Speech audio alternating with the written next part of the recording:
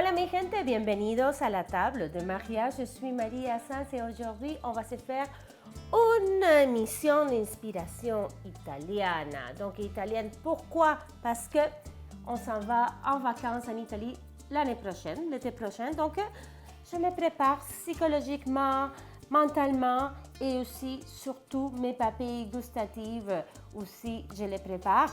Je commence à prendre des cours d'italien également. Donc, on va se faire, pour commencer, c'est pas nécessairement une recette italienne, mais je me suis dit, pourquoi pas, il me reste un petit peu de limoncello dans le frigo, donc on va l'utiliser. On va se faire un martini à limone, donc avec du citron. D'abord, je vais faire une petite tranche pour que ça soit ma petite déco. Voilà, comme cela. J'ai des glaçons dans mon verre à martini que je vais venir ajouter à mon shaker. Comme ça, le verre est tout froid. Ensuite, on va s'ajouter, et je vais à l'œil, du vermouth bianco, donc un martini bianco. Et oh, je ne l'ai pas ouvert. Je voulais ouvrir parce que là, je viens de l'acheter. C'est une vodka, pas seulement québécoise, là. C'est une vodka montréalaise. Donc, c'est une collaboration, en fait, du restaurant Plaza. Donc, sur la Plaza Saint-Hubert, qui, en passant, c'est ma rue préférée à Montréal. La Plaza Saint-Hubert, la calle Saint-Hubert, parce que c'est vraiment comme le paradis des gens qui viennent de l'Amérique latine, donc on entend beaucoup parler espagnol, donc c'est aussi pour ça que c'est une de mes rues préférées, mais aussi parce que c'est une rue éclectique. Là, je change de sujet, donc je vais ajouter une bonne quantité de vodka, boum, et la petite touche de limoncello. Donc je trouve que le limoncello est assez intense, donc je vais prendre juste une petite touche. Voilà, pas plus que ça. Normalement, on va le servir comme digestif, donc à la fin du repas, mais avec vodka et gin, il sera moins intense. Et aussi, pour la fraîcheur, je vais ajouter du jus de citron fraîchement pressé. Pour l'acidité, j'ajoute ma petite tranche et allez, on y va avec ma partie préférée, shake, shake, shake.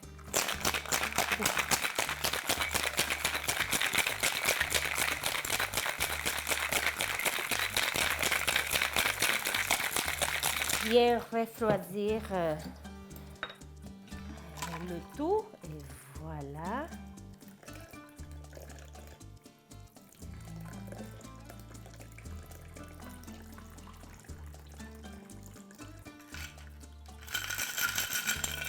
Quantité parfaite.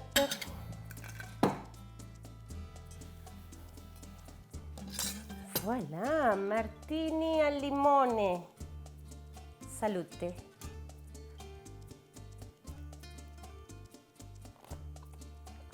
Ah oui,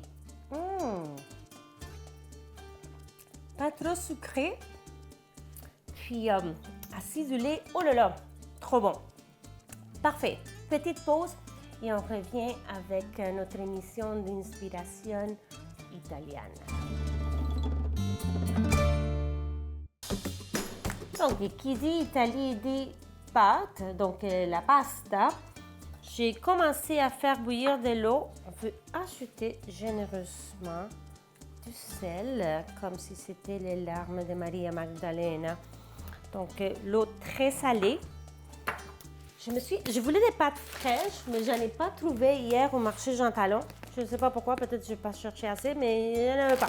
Donc, j'ai trouvé des pâtes drôlement d'Alsace, mais ça m'a attiré vraiment le look.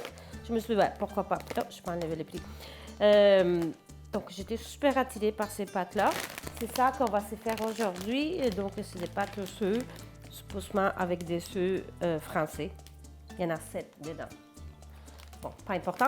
Mais voilà, idéalement, des pâtes fraîches. C'est une recette que j'ai faite récemment pendant qu'on était en vacances au Bic. Et c'était un succès. On était à peu près 10-12 personnes. Il y avait des enfants et vraiment tout le monde a dit que c'est les meilleures pâtes qu'ils ont mangées. Et c'est une sauce minute, super facile, vite, parce que oui, des pâtes avec une sauce bolognaise, c'est délicieux. Vraiment, j'adore ça. Mais ça me prend une bonne 2 heures pour faire la sauce, minimum. Là, donc là, c'est une sauce minute dans laquelle on trouve énormément de saveurs. Puis c'est une pâte qui sera un accompagnement. Donc c'est pas la vedette, mais moi je pense que oui, c'est la vedette. Donc j'ai ajouté une bonne quantité d'huile d'olive. Donc la poêle est chaude, mais là je l'ai fermée pour que l'huile soit juste comme tiède. On va venir ajouter une bonne quantité d'ail. Donc j'aurais pu éplucher mes gousses d'ail avant.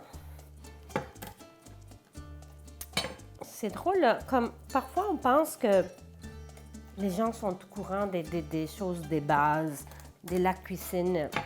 J'ai découvert en vacances, assez étonnant, quand j'ai fait cette recette, qu'une des personnes qui était avec nous, une des amies, ne savait pas que si on écrase la gousse d'ail, juste comme ça, on peut enlever très facilement le petit pyjama là. Elle ne savait pas. Elle m'a dit « Ah oui, moi je le fais avec un couteau à la main. » Non, elle pelait son ail un par un sans les classer comme ça. Elle m'a dit « Mais quelle découverte! » Vous voyez, pour moi, hein, dans ma tête, tout le monde sait ça, mais manifestement, ce n'est pas le cas. Donc, oui, beaucoup d'ail. Parce que là, je ne vous ai pas dit, je vais me prendre de l'avance, je vais faire une pas pire quantité de sauce pour en garder un peu pour ce soir parce que c'est l'anniversaire de mon chéri. Donc, je vais préparer le même repas parce que c'est un repas gagnant avec les enfants. Et on veut que les enfants soient contents puis qu'ils finissent leur assiette. Donc, bon, j'en ai assez. Donc, on va venir le couper grossièrement. Quand j'ai les grosses gousses d'ail, elles sont plus petites, mais les grosses, je les coupe en tranches. Donc, je vais venir ajouter l'ail à l'huile. Je vais également ajouter des capres. Donc là, le feu est fermé.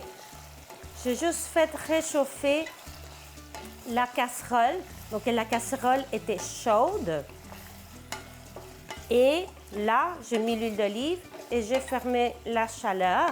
Donc là, il cuit juste avec le restant de la chaleur, l'ail et les capres. Et ça va venir vraiment aromatiser l'huile.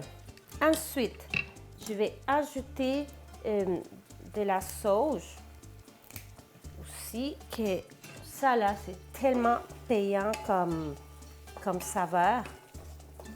Oh, et ça sent, oh là là là là là là là, ça sent trop bon. Okay. Déjà, on a quelque chose de super intéressant. Du poivre.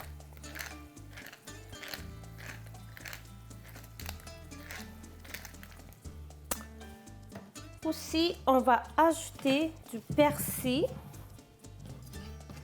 Et qu'est-ce que je cherche, mon couteau? J'ai du basilic aussi. Persil, basilic. Le feu est fermé, hein?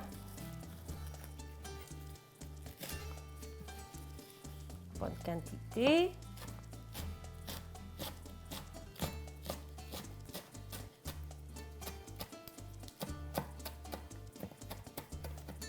Puis on va faire cuire nos pâtes. Puis après, on va les mettre dans mon petit chaudron avec un petit peu d'eau de cuisson pour que ça fasse vraiment crémeux. Donc, je vais ajouter une généreuse quantité de beurre. Donc là, on va la faire fondre. Et ça sera la base de nos pâtes. Faut que je fasse attention avec ma robe, là. C'est quand même une émission familiale. Très bien. Là, je vais mettre juste un petit peu de chaleur. Là, vous voyez, là, il n'y a pas de montage, là. On fait la sauce live. Comme je vous dis que c'est une sauce minute, là, c'est vraiment le cas. Okay, vous voyez comme c'est crémeux. Oh là là. Je donne juste un petit peu de chaleur pour faire fondre le beurre. Et avec la température vraiment basse, ça va venir, l'ail va venir aromatiser l'huile d'olive et le beurre. Vous voyez comme c'est émulsifié, c'est crémeux.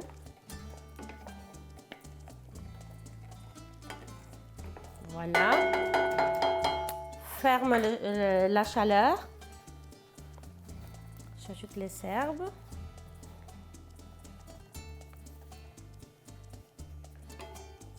Voilà. Oh là là là là là là. Vous avez remarqué, je n'ai pas mis du sel. Le beurre est salé, les capres aussi. Et on va ajouter du jus de citron pour aller boucler la boucle. Parce qu'on a mis du citron dans notre cocktail. Ah.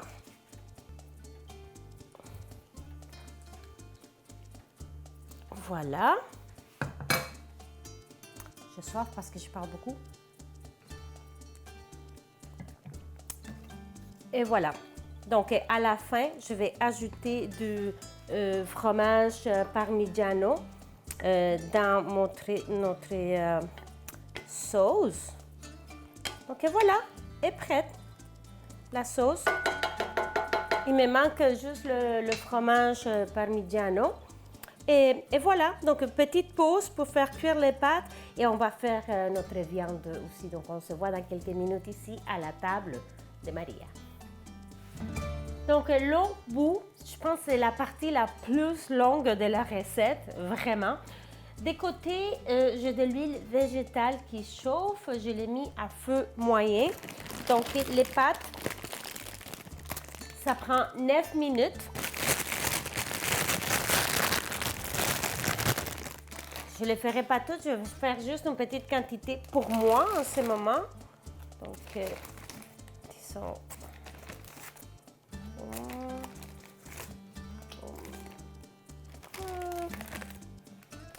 Voilà, comme ça. Et des côtés. Là, on va faire notre préparation pour donc 9 minutes pour le vitello. Donc, le vitello, je vous dis que j'apprends l'italien. Donc, c'est du veau, des scalopes de veau. On va se faire des milanesa de veau. Je vous dis là, ça là, je pense que ça et les chimichangas, c'est gagnant ici. Là, les enfants capotent à chaque fois que je fais ça. Bon, c'est très gagnant. Quelque chose de très, très important, c'est de les sortir avant pour qu'ils puissent tempérer parce qu'on va les faire cuire vraiment pas longtemps. Donc, on ne veut pas que la viande soit froide à l'intérieur parce qu'on va faire, c'est pas, 1 minute et demie, 2 minutes, dépendamment si on veut que ça soit super doré à l'extérieur, mais à l'intérieur juste à point. On ne veut pas une viande trop cuite parce que sinon, c'est pas bon. Je vais prendre un petit peu de sel et de poivre dans mon œuf. Puis ici, je pense que je vais saler un peu mon vitello. Voilà. Donc, on commence par la farine. On va venir bien enrober le veau. Je regarde le temps pour les pâtes. Dans la farine. Aussi, quand j'ai plus de temps, je fais des involtini. Donc, c'est le même principe, mais à l'intérieur, je vais mettre des tranches de prosciutto et du fromage. Et après, je vais les paner. Et ça aussi, c'est oh là là là là. Mais c'est beaucoup plus de travail. Puis ce soir, on est... Toute la famille est là. Donc, toute la famille, je veux dire, chérie et les enfants. Donc, on est 8. Donc, je ne ferai pas d'involtini. Je vais faire juste des milanesa. Donc, œuf. Et ensuite, la chapelure.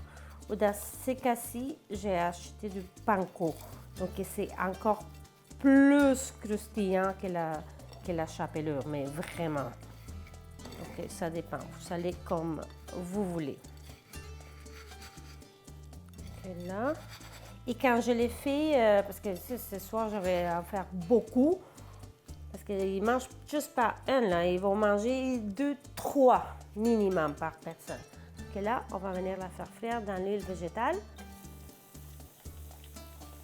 Vraiment à peu près 1 minute par côté. Donc voilà, je vais aller laver mes mains.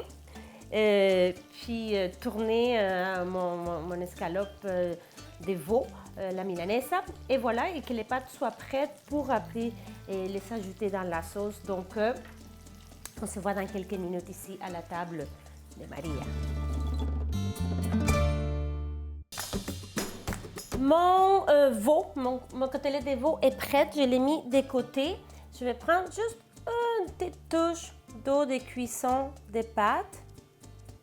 Donc, ça va venir épaissir notre sauce. Je vais ajouter du parmigiano reggiano. Là, la râpe, c'est parce que ma soeur a donné ça à mon chéri comme cadeau sur une guitare. Parce que mon chéri joue la guitare. Donc, voilà l'explication. Pourquoi c'est pas moi qui joue la guitare. Donc, parmigiano. Puis, est très joli, mais probablement pas très utile. Donc, on va venir mélanger. Il va fondre. Ok, oui. Oh là là là là là là là là. Oh, je peux manger ça à la cuillère. Donc là, on va venir égoutter les pâtes. C'est pas le meilleur scénario, mais bon.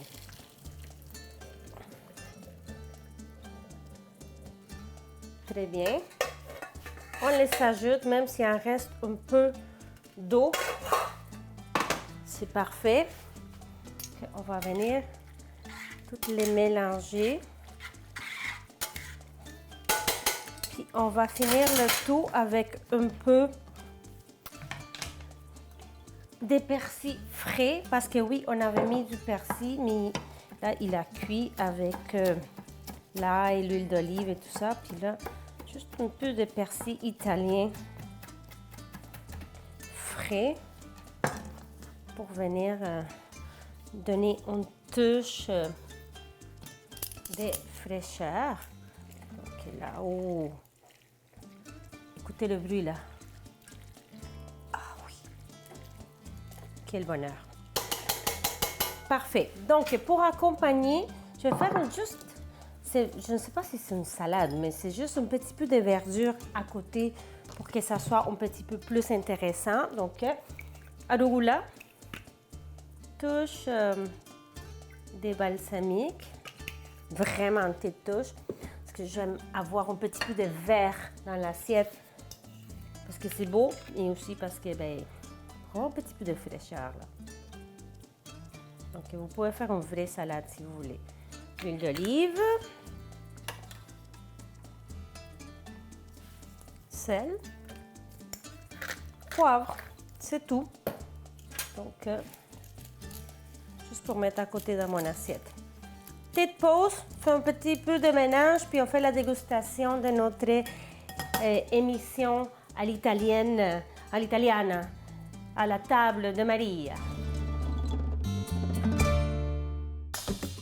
Alors, mon interprétation d'un repas italien à la maison, un repas familial, sans flafla, quelque chose de vraiment très simple, mais délicieux. J'ai tout ce que j'aime dans une assiette, la protéine, les carbohydrates, des légumes. Et juste pour finir, ici, ma petite roquette, là, que si vous me connaissez là, vous savez que j'aime des salades avec beaucoup d'ingrédients. Mais là, je vais mettre juste un petit peu de zeste de citron pour boucler la boucle parce qu'on a mis du jus de citron dans les pâtes, dans la sauce. On a utilisé du citron également pour le martini al limone. Et voilà, je vous dis buon appetito, buen provecho. Je vais comment éviter l'eau. Oh là là, ça sera trop bon. Tendre, cuisson est parfaite. Pâte.